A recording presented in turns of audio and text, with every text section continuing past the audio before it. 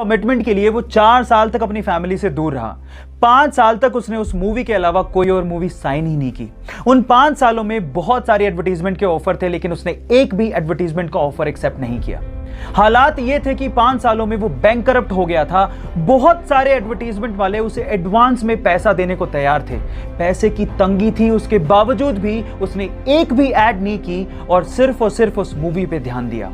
Finally वो movie Hindustan के इतिहास की सबसे बड़ी ब्लॉकबस्टर साबित हुई। 2000 करोड़ का बिजनेस करके उसने सबको चौंका दिया। गलत किया देवसेना, औरत पर हाथ डालने वाले की उंगलियां नहीं काटते हैं उसका गला। Yes, I am talking about Baahubali और स्टार एक्टर का नाम है प्रभास।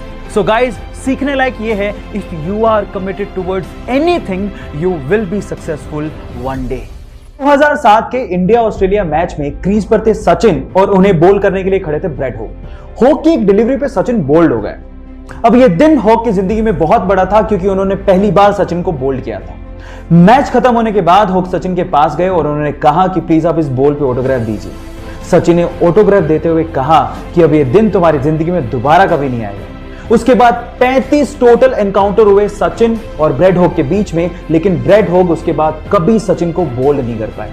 अब स्टोरी शायद आपने पहले भी सुनी होगी, मैं आपको क्यों सुना रहा हूं, क्योंकि मैं जानता हूं कि जब आप पब्लिकली कोई कमिटमेंट करते हो तो उसको पूरा करने के लिए जान लगा देते हो।